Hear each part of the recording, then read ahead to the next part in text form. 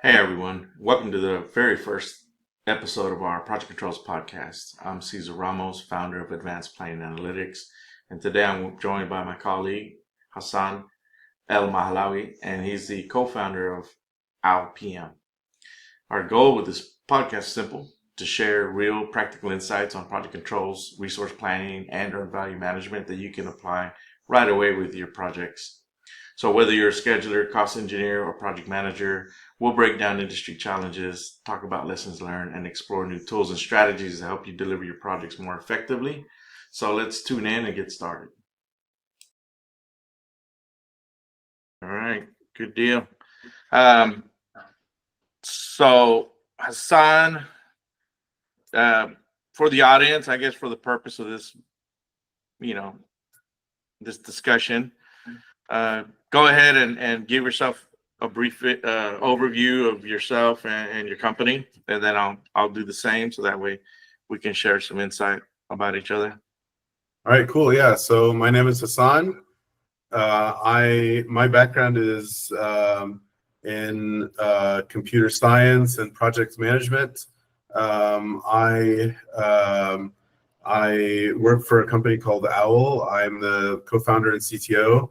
Owl Project Management is a software company that does project management software, especially things around AI automation. Okay, perfect. Yeah, I'm Cesar Ramos. I'm a consultant here in Houston in the oil and gas sector. I do project controls, planning, scheduling, forensic risk, earned value type of consulting services, but I also have a training center in the energy corridor in Houston. So I also have that as well. And I've also attempted to create softwares, not as good as Al, but I think I've had failed attempts at some of that stuff, but I'm still trying to work on my own softwares. Just it's a desire. But all right, so the hot topic for right now, Hassan, resource planning versus scheduling.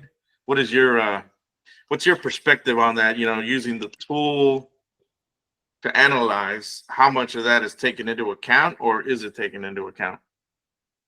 Yeah. So based on some studies and things that were done, most projects out there are not schedule driven, and I think there's a general sense that CPM and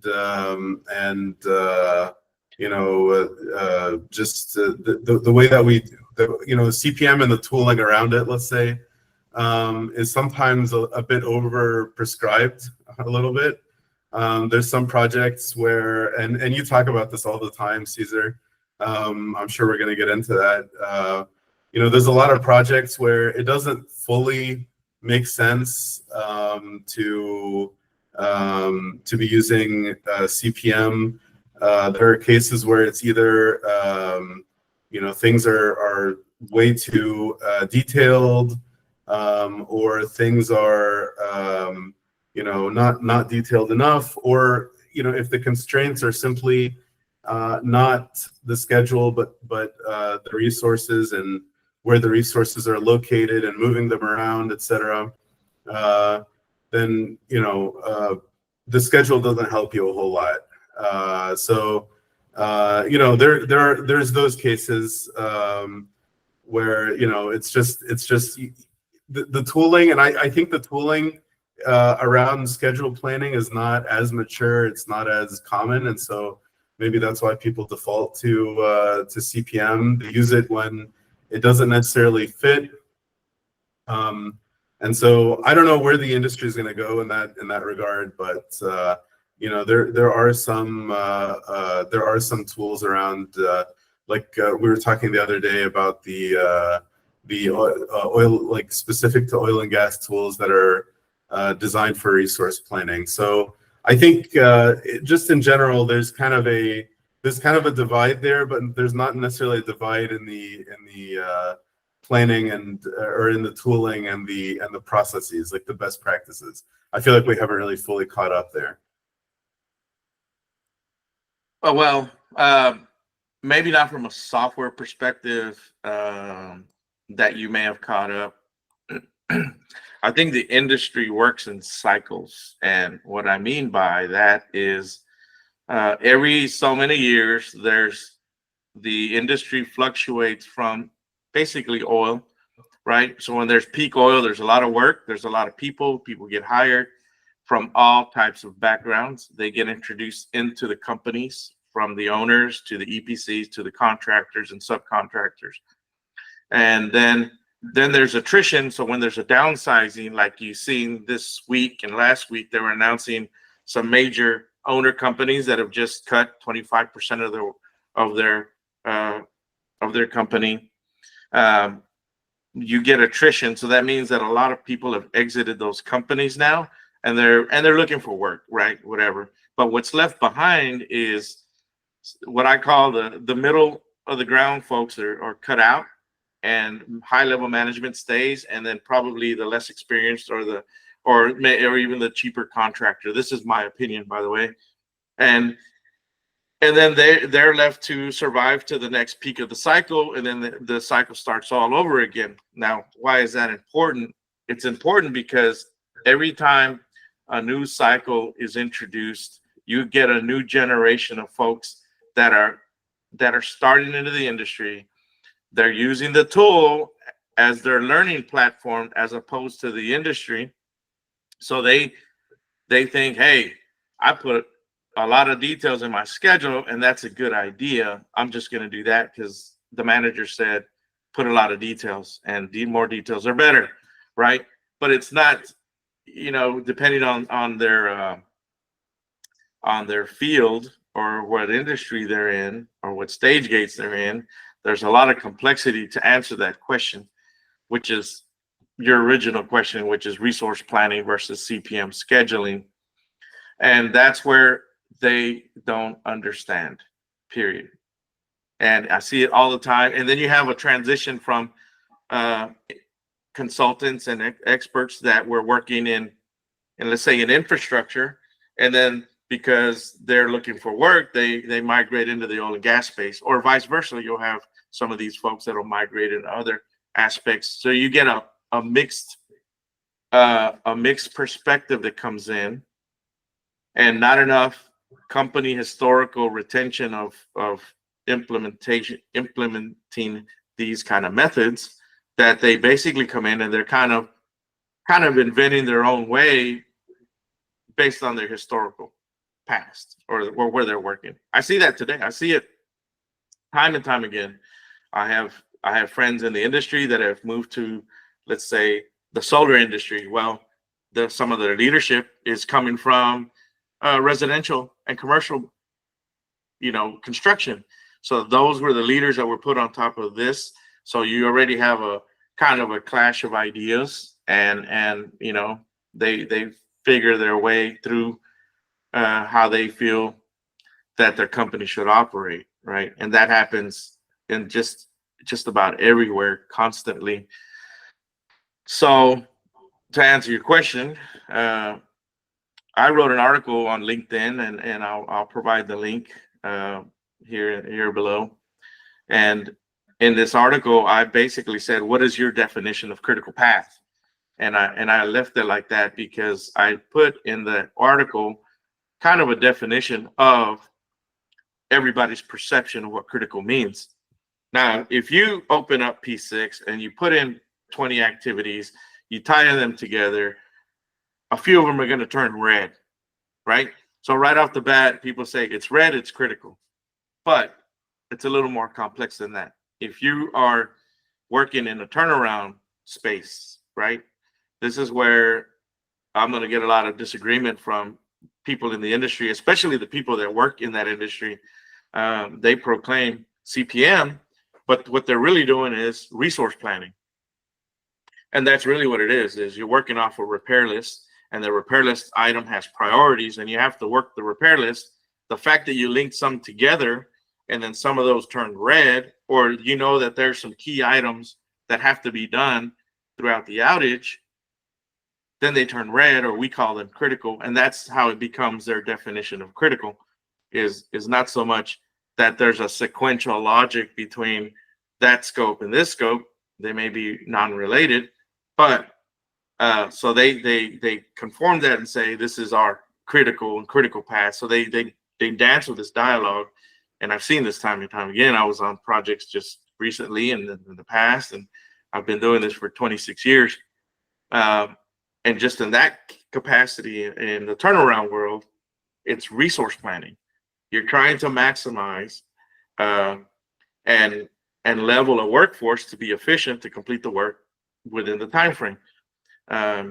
Sequence does matter, but priority wins the game, right? If you have a priority item, it's got to get done. How many people, and do it efficiently.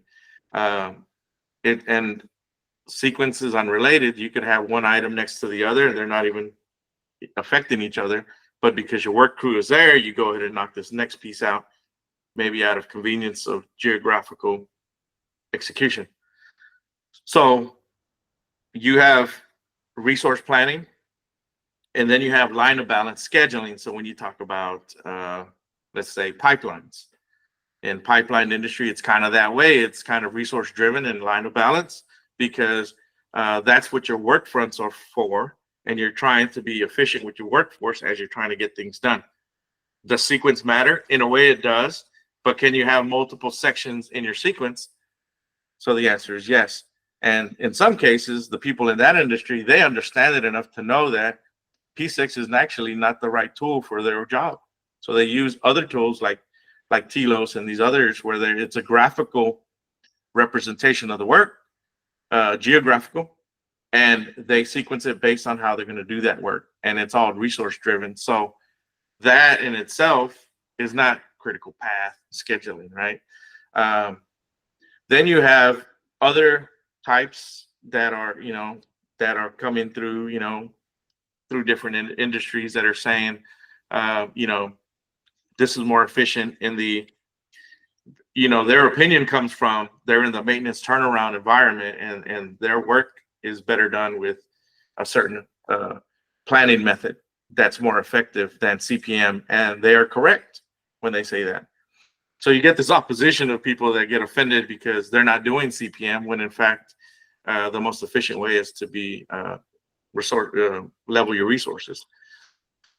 But you can also say the opposite about, work that is sequential, brownfield work, greenfield work that requires proving out the sequence of assembly of those work scopes and how they can be effectively represented through logic and ties. It goes and proves criticality. And then critical path that's the perfect storm to say this is how this works, right? So I wrote an article. Feel free to read that, and in the audience that watches this, feel free to go out and read that. It's on my LinkedIn page, and I basically define each one of these aspects. So in some cases, you may be thinking, just because I'm using Primavera, I'm doing critical path scheduling. You're probably not. That's the truth. So from that branches off way more discussion, right? So I don't know if you got any input or questions to what I've just kind of laid out, but No, that's kind of how really. I view it. I mean, you mentioned the turnaround, like that's another like very overly prescribed, and yet when you actually do the turnaround, I don't think anybody. I mean, the schedule really goes out the window, and it's almost like it's almost done to check a box there. It seems like it's very common, like it's just kind of how the industry has been doing it, and that's why we keep doing it that way. That's really, there's a little bit of momentum there. Right, and nobody questions it. So you have all the younger and experienced don't ever question it. They just do what they're told. And then you have even management supports it and say, this is how we always done it. But yet the people like ourselves that have danced in between the data realize that, hey, it's effective for this reason in this workspace to do it like this versus traditional execution. And then and that can apply in every aspect of where you're sitting, right? So it would apply really well in the turnaround space in a very specific way. Resource planning, resource leveling, resource everything resource related, even worker density, things that apply. That's the things you look for. So how those activities are portrayed in a schedule is useful to how they execute the work for the purpose of tracking. How that's introduced into your software, for example, then you should be able to have filters and mechanisms that allows them to filter, group, and sort through their data. That helps them find the most efficient set of information that they need. So, at this point, I imagine from your perspective, you've got no dog in the hunt, is what they call it, on how they do it. Really, from your case, is just how do you provide available filters or layouts so that anybody from any industry can just use it to their advantage, right? Some people want to look at calendars and days and early and late starts and total float. And then in some aspects, they want to look at what they call critical mass and things like that, things that would indicate a cluster of work in a given area or time frame that would prove ineffective or non-believable execution, right? And say, hey, this isn't going to work. This is too many people in one space, and that's why you have to consider, the information that's coming across. Yeah. I think for just in general with tooling, it seems to be a very common pattern where people tend to use the more general tool, and I think for our industry that's very often P6. You'll see, obviously, I mean, Excel is very famous for this, right? Where because it's so general and because, it's kind of a wrench and you can use it to smash a nail, right? I mean, it's not really what it's for exactly, but, and there are more specialized tools that might do the job better, but if you've got the wrench, why not use it? And so I think there's a lot of momentum, and it's for a good reason. Things like P6, they do a lot of they do encompass a lot of that type of work, even if it's not necessarily the best tool for the job.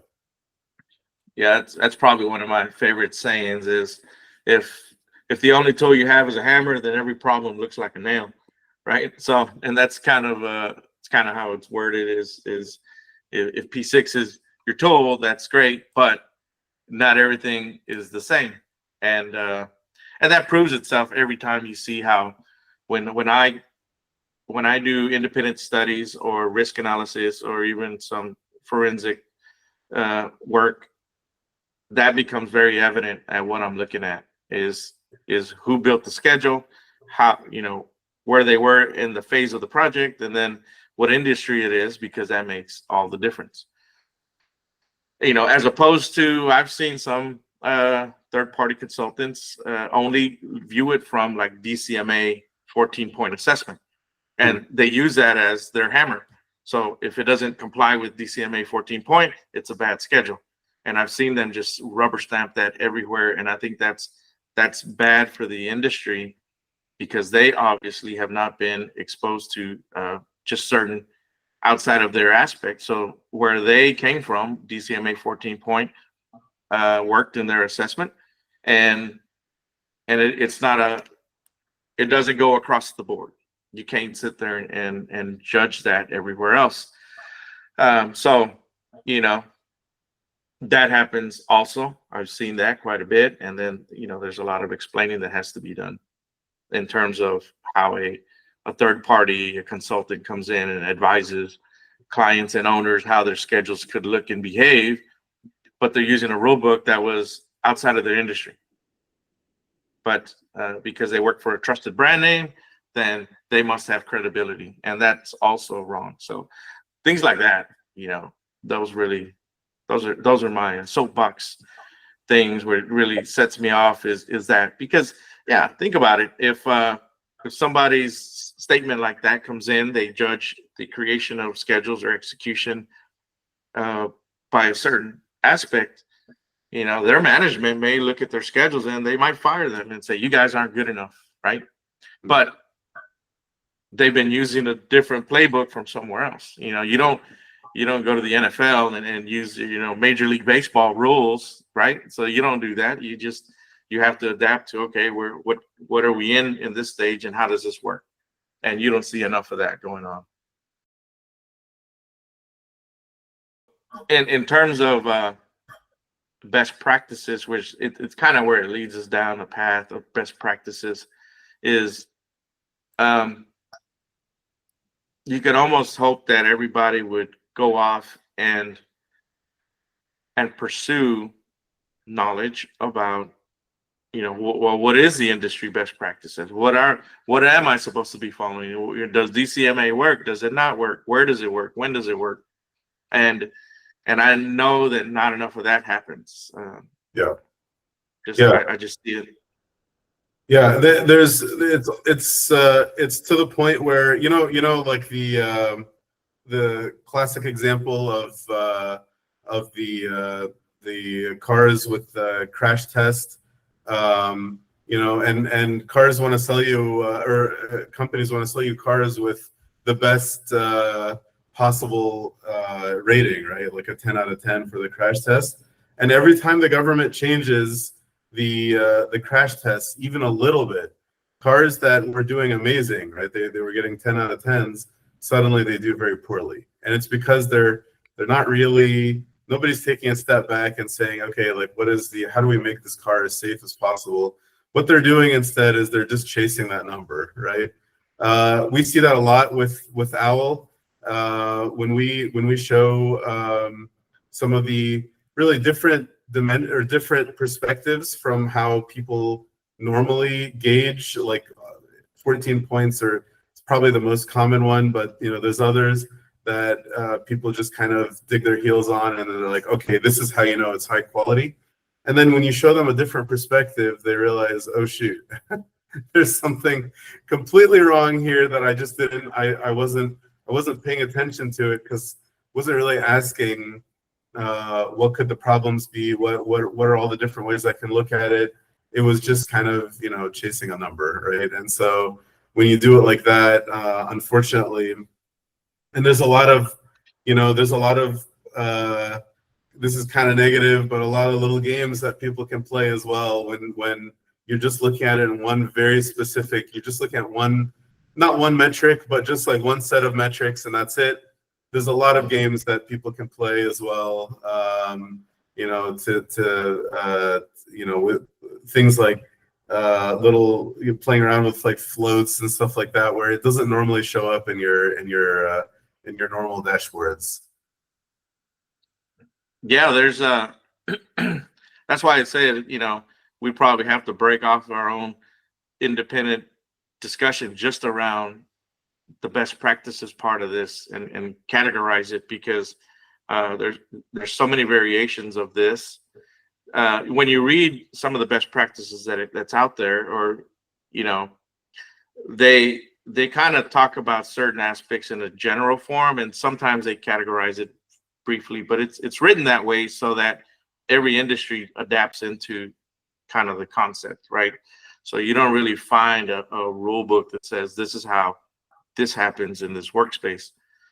Kind of does, but it's not written with a lot of description. So, you know, things that when I say best practices, I always reference either PMI or AACE's recommended practices and such, and I leverage it from there. But some of it is subject to interpretation, things like that, right? You know, when we talk about schedule granularity, you know, which is my big hot button, and we talk about CPM and level 3, they're synonymous. It's understood that way, but not everybody understands it that way. And it's even written in 37R06 and in AAC's RP 37R06. It's written that way, but then me and you could have probably interpreted differently. I could make a really fine argument on why and how CPM should only reach a level 3, and they're synonymous with CPM, and anything beneath that, as it's written in the RP, what they call level 4 planning is really when you're introducing rules of credit and further breakdown, which is leading to earned value. So that takes you into a whole different aspect. That is suggested, don't do this in your scheduling software, your CPM software as stated, which is P6. And, so you'll find that kind of language in there, and then it goes off into the projects and everybody's opinion on how they execute the work. So you end up with a hybrid of work, and you see that all the time. You go to this project, you evaluate their schedules, and some may have too much detail and some not enough, and they throttle between what's effective critical path management style scheduling. So that just opens a whole lot of interpretation, and you see it from different industries. They'll see it a different way, either whether building or infrastructure. They'll do it a certain way, and they'll say this is our method for CPM scheduling, and it could comply with how that works. But you translate that somewhere else, it could be different. Oh, the EVM stuff. Is that something that you might be worth talking about? Oh yeah, EVM. That is my go-to topic. Yeah. I'm a self-proclaimed expert. I've only been doing EVM for 26 years, but in my own way through different industries and over time and different softwares. But I did learn it, in the recommended practice side of things. This was in 1994, 95. AACE and PMI is where I kind of picked it up, and I learned EVM from a frame of mind that was, in that dialogue, right? So then I used different softwares at that time, which was spreadsheets, Lotus 123, Access Database, and eventually P3, and used it in different ways. So as I went from different companies, there's companies that specifically just do earned value software, and it's not in P6, right? It's an actual platform. So this goes back to my last topic where I say you don't want to do level 4 stuff in a schedule. Let your database do that work, because that's where you introduce deliverables and rules of credit and work steps and weighted values and things like that. And that computes everything in a very dynamic way, as long as it does have to align with dates out of the schedule, but that doesn't mean you do it in the schedule. So that's where a lot of people would disagree nowadays. And only because I can say this, I've been using Primavera for so long that in 2007, 2008 is when they brought the actual P6 software, which was very user-friendly.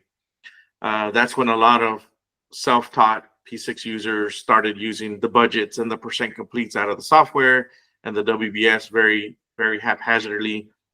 And that's what you see today now, is a lot of conformity to say, let's just use P6 for everything. When prior to that, I can tell you, when we were using P3, it was a database, and it had the look and feel of a database, very non-user friendly for those that are just spreadsheet savvy or Microsoft project kind of knowledge. They would not even try to deploy any earned value stuff just because it was so complicated to do it and check it and use it.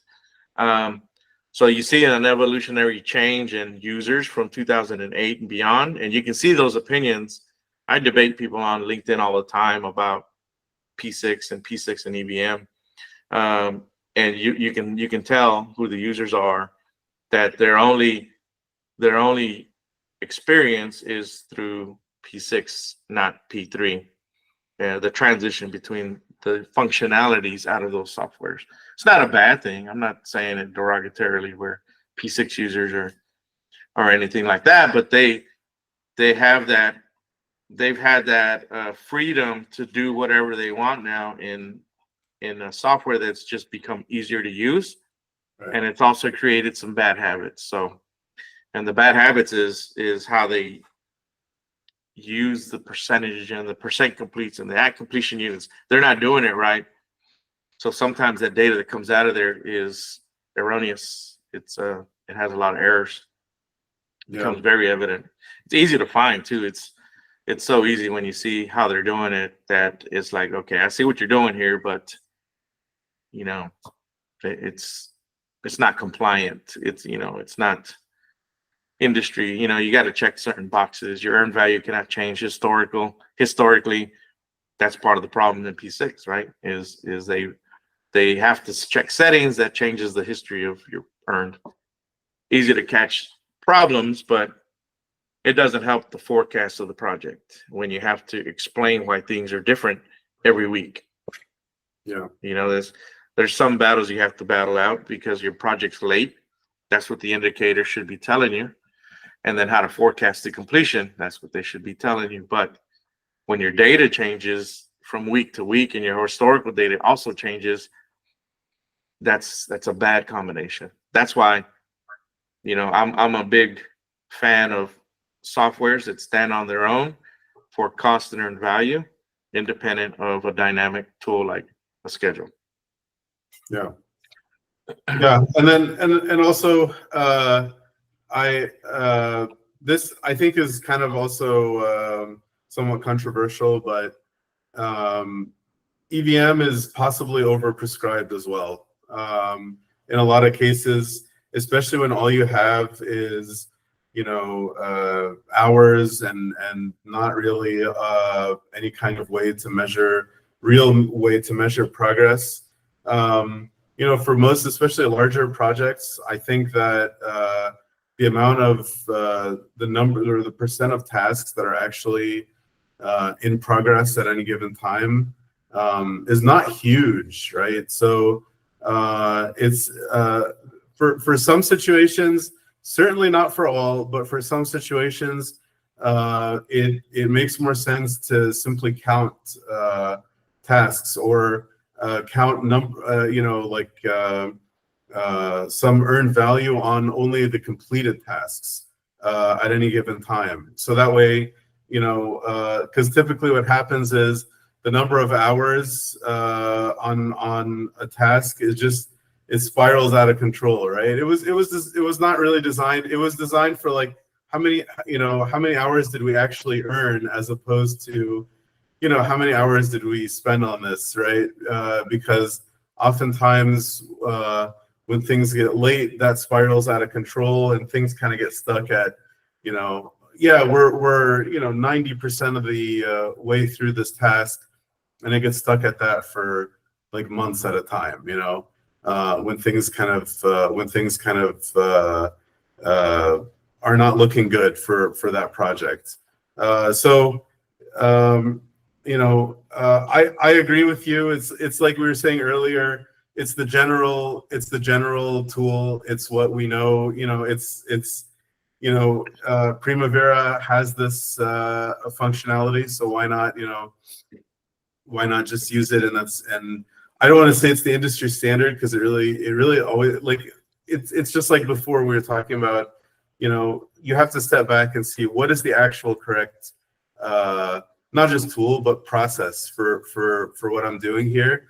And it's not always as simple as, well, let's just do what we've always done in every schedule before, Yeah, you touched on quite a lot of things, and I'm going to try and go back a little bit on some of the stuff you touched on. So the effectiveness of completing a project, I do agree that sometimes if you take an activity, a schedule, and you look at start and finish dates and you count those, and in theory, right, this is where this is where it becomes evident. So I'm hoping that we get a lot of listeners, and in some cases, management that pays attention, or owners that pay attention. Is if your schedule is baselined, in theory, it shouldn't be growing, right? So it shouldn't be growing in detail, and uh, that means the activities you have are the ones you have planned. Those are the ones you're tracking, so you're able to conceptually count your start and finish dates, your early starts, early, and your late finishes, early, late, and early. And if those tasks come through your window of time, they should be completed. And if they're not, then you need to find out why they're not being completed. So it's very pragmatic and simple approach to say, we plan to do 10 things. Did we get them done? No, we only did 6 of them. Well, why didn't you do the other 4? Right?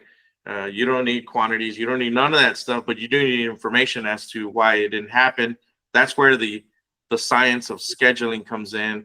Very clean, very good discussions.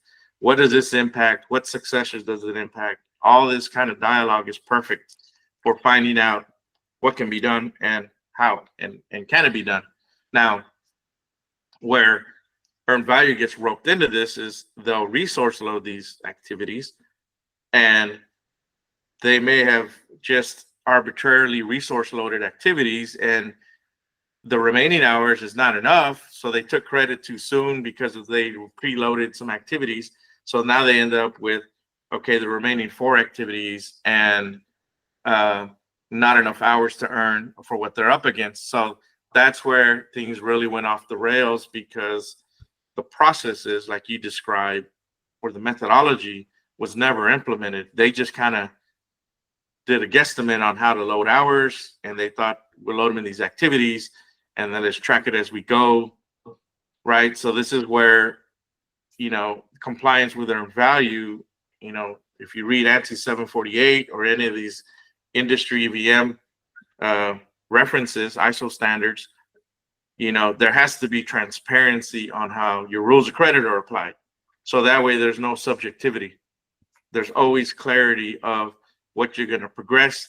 And sometimes that cannot be portrayed in a schedule, right? So this is where it gets really muddy when they loaded hours in the schedule and they try and track it that way.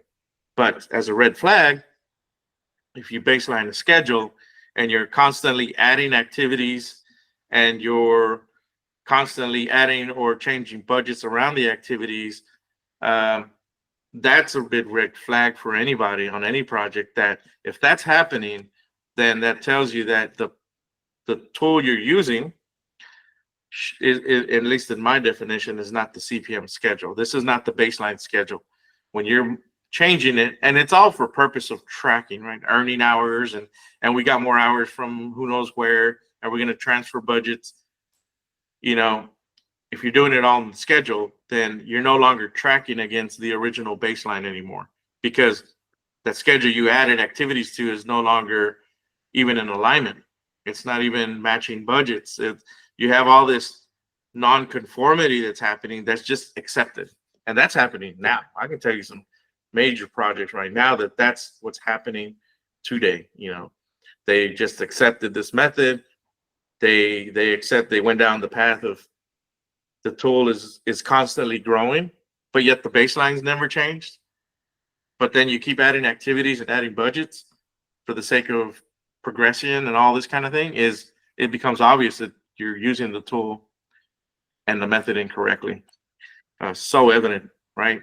So those are my hot topics. But in the case of the 90%, remaining, like you said, they may have had rules of credit. They earned most of their work, and all they really have left is punch list items. So they can only stay stagnant at 90% until they finish off these punch lines. This is when they go into commissioning. That's when a lot of things like that happen. So the effectiveness of completion has to be looked at from 2 angles. One angle is time, sequence, and completion, and the other is effort in terms of hours remaining versus resources and feasibility of percent completions. that gets measured against productivity indexes and CPIs, the efficiency of how you get work done. So earned value plays that role, but it doesn't have to be in the tool. That's where, in your case, you're only looking at it from the tool's perspective, right? Because they only submit an XER and you got everything that's thrown in there. Yeah. So you're only looking at it from that angle. Yeah, I mean, yeah. So well, we definitely do support, because I agree with you. Doing it inside of Primavera, and just like trying to load up all your hours and link it to the schedule. It's not usually advisable. So we definitely do support tracking it elsewhere. But I guess it depends on also the kind of company and everything. But if you're getting like a contractor schedule, really the big question you want to get down to is like, what's our actual real progress? You know what I mean? And I feel like using EVM for that, it's not going to give you that answer conclusively. That's kind of what I'm getting at there. But that's not to say that, of course, in a lot of cases, it's extremely valuable, right? If like you're saying, you are looking at it from multiple angles and everything, but also, there's a question of like, how often do people do that, and is EVM just sort of a tacked on thing that, which is why they use it. They just kind of use P6 for it, kind of I think a little controversial / incendiary for me to say that, but I guess it really depends on, is this like, are you really trying to to get to the bottom of this question, or is this a checkbox that you just need to check in order to move on? I think that's kind of I guess that's the big difference. Well, it definitely, from the perspective of who's doing it and why, answers some of those questions. So I'm a big fan of earned value. I'm the biggest supporter of earned value. I believe in it, and if done properly, it can be applied in any company, but it all stands behind a few aspects, right? So again, in the order of hierarchy, if you have an owner, then you have an EPC, which is your major engineering firm that also does construction and construction management. Then you have what we call a subcontractor or a contractor. The contractors usually operate in a level 4 environment. They're probably working a lot of resource planning, because some of their scope may be just partial scope. So they're not really part of the full EPC critical path concept, but their work is based around resources and materials. So in theory, if they know how much scope they have in front of them, which they should per contract, but sometimes it doesn't happen that way, especially on reimbursable, they should know that they should have so much deliverables to complete, and they should have a method of earning the installation of the completion of that work, so that we can trust the progress that they portray. So if they say we're 30% complete, we can look at their progression and say, okay, we looked at your rules of credit and you're earning as you're going. So, and then in turn is an effective earned value report, right? But that's one aspect of looking at it. If you looked at it from, the EPC perspective, they can still do earned value, but they have to use weighted values to track, the E, P, and the C, which is all, the common denominators, dollars there. So they're tracking engineering, they're tracking procurement, and they're also tracking construction hours, which equates to dollars. Common denominator is dollars. So how you deploy earned value there, slightly different, but on the same premise, it should abide by rules of credit. That's where you get your credibility. Now, do they do that? No. Some companies don't. Some change their ways. Some do different ways. And that's why in contractual language, like I work a lot of times in the contractual aspect of places, you give enough description or requirements to say this is your requirement to report in this fashion, and you have to have rules of credit and all these kind of things that help you uphold your credibility of reporting. So that's kind of your contract language, is what helps. Number one, it should hold the contractor or EPC accountable on how they report, where the credibility stands, and are they conforming or non-conforming on those rules, right? So that's kind of the aspect of it, and it's just different companies, different places. I always find it fascinating. I always find it interesting talking to people, especially people that present at these conferences and white papers that are written. Find it fascinating to hear all these case studies. What happened, how did they deploy it? I'm the guy that's asking a lot of questions in there just because I'm interested on what happened. Did it work? Did it fail? Sometimes if the project's behind, and it's behind for a lot of reasons, sometimes it's not because they did a bad job at performing any earned value. As a matter of fact, the earned value was probably very effective. So the root cause of the delay of a project could be for a whole nother set of reasons. The estimate could have been inflated or really slimmed down too much or something. It could have been all these reasons, or the design maturity wasn't there. It wasn't there sufficiently to allow the contractor or the EPC to provide, a good aspect of an estimate and deployment of execution. All these things apply. So I like to study the deployment of the earned value methodology to see, okay, can we trust what's provided? So then you don't get caught up in, okay, everything's been done per the contract or per best practices. So now let's focus on the numbers. Like, where did the number come from? Who estimated it? How did it estimate? What do we have left? If the project's still going on, you're also providing sometimes a service of helping them complete as best as possible on time. So you have to make an assessment of what's left. What do you have remaining? And then, all these kind of factors come in to help you get to the finish line. So the answers are there. It's just a matter of the framework of looking at it. Yeah, and I can tell you, I mean, if you were to go in and do that at a company, I would trust that 100%. But I don't think it always works out like that. But we should definitely have a whole episode just on that. That's a very this is a lot more than you might think. It's a very interesting topic. There's definitely, we could talk for all day about this. Yeah. It'd be quite a bit.